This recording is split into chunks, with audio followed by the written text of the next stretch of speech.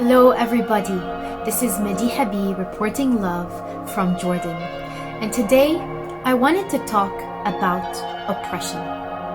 Now, oppression is a word we are all familiar with. It's a feeling, it's an act, it's a state of being oppressed from the outside in, of being in a prison, of being limited, of suffocating and not being able to speak your truth or be your truth. And often, this conversation happens at the level of human rights or collective or mass, the macro scale. And today I wanted to bring that back in to the micro, where we in our own lives live in a state of oppression from our own fears. In this way, the prison that we speak of, that we blame on the outside world, is actually an internalized mechanism, something living within you. And in that way, oppression becomes something we can break free from simply by understanding and seeing where it's operating, specifically in relation to the feminine, in the relation of women in the Arab world, in relation to being a woman and the natural rhythms and states of being a woman that we do not allow ourselves to step into, to embrace, to integrate in the body. And so today I wanted to challenge you with the 3 places you can start to break free from this oppression, the fear of your own natural instincts, how this oppression is really alive within you. First, in relation to not being able to live spontaneously. Spontaneously means being present in the moment and just acting from that gut feeling, from that instinct, from that joy, from that inner child. And we live in a world where we really start to be fooled by our personalities and how people see us and our identity and our social role and our career role. And so we start to put ourselves year after year in more and more boxes where when the moment comes and I have these instincts and these things that are so alive in me, I will not make the choice to be spontaneous, to liberate myself into spontaneity, because I'm afraid what people will think. I'm afraid of this box I've built of my own fears, of my own fear of my natural instinct. We can see how this lack of spontaneity has the medicine for the very thing that we want, which is the spontaneity, simply by making the decision, choosing spontaneity. Can you make that a part of your life where you just go and really feel what is that thing that wants to happen? Sometimes I'll have these spontaneous outbursts or things that really kind of shock or disrupt the field. And I feel it's exactly in those spaces where I am allowing myself to be myself. And of course, people will judge and people will shame and people will not be so comfortable with this level of spontaneity because we live in a very controlled environment, world, collective, and society.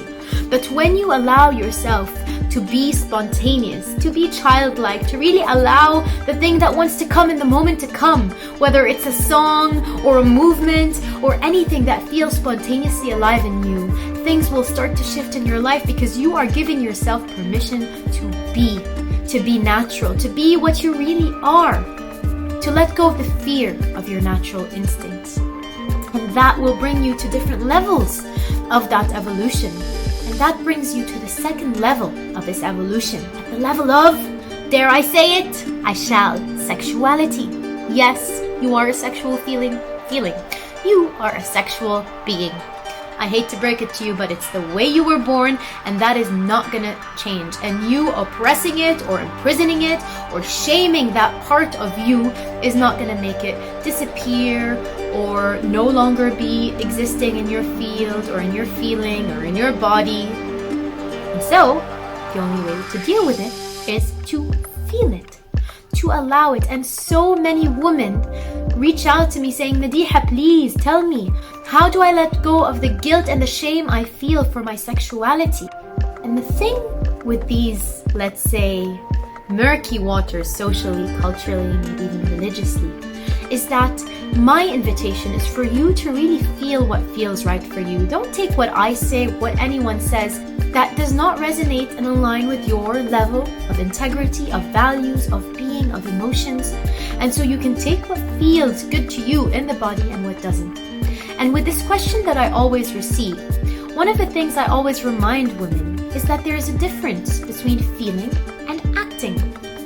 So can we give ourselves more permission to just feel, to feel desire in the body, to feel sexuality, to move those energies, because they are our natural state.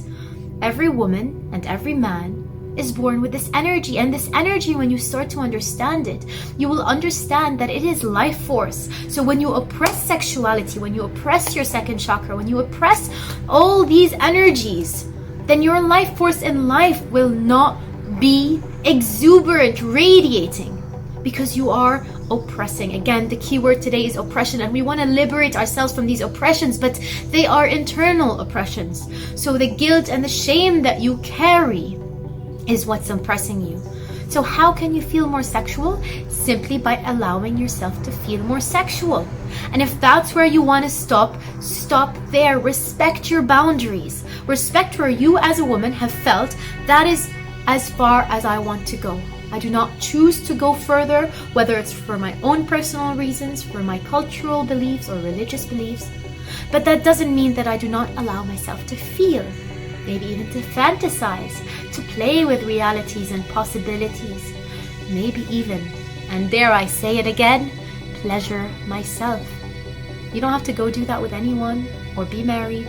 Can you just feel your body and respect your body and celebrate your body and not feel guilt and shame for that, but give yourself permission to enjoy?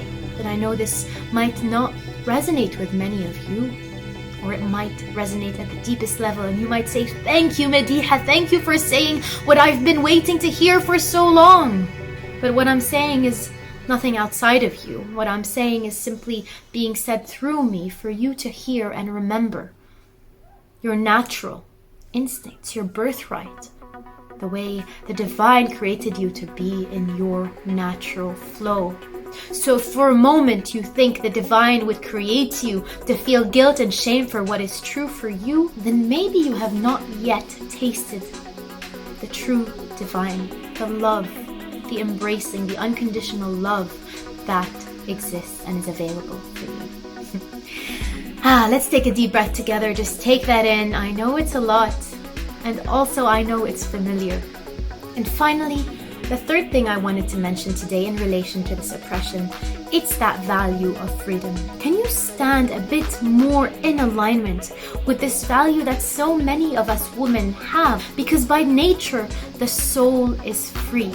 The soul is wild. When you watch maybe like a wild horse galloping, running in its full expression, in its full rhythm, you see that freedom and it feels so true to you. That's why it feels beautiful. Beauty is simply a feeling of harmony and alignment. So whatever you see as beautiful, there is a mirror there. There is a sacredness there. And so the third invitation is to contemplate, where in my life am I not being free and wild? And in a way, you'll notice they all kind of integrate together. The spontaneity, the sexuality, the wildness. But maybe the wildness here is in creativity, in art, in creating pieces of art that just color, that bring color, or a piece of writing that just puts all my thoughts on paper, or a sense of wildness in life where I can go travel the world and experience and discover the things that feel amazing to me, that feel like they pull in my curiosity. That I can be in alignment with this value more and more every day, with the choices I am taking and the behaviors that are becoming a part and parcel of my day-to-day life. And so this vision, this impression, this ideal that many of us say, I'm free, I'm wild, starts to anchor on the ground. That you start to embody that liberation, that freedom. And you start to break the oppression of the fears you have for your own natural instinct to be spontaneous, to be free and wild, and to be sexual. And remember, anything that is natural, that is given to you by the universe, by life, cannot be wrong. I hope this message resonated with you, and I'll see you again next week. If you haven't already, subscribe to my channel. You know where to click, and I'll see you again very soon.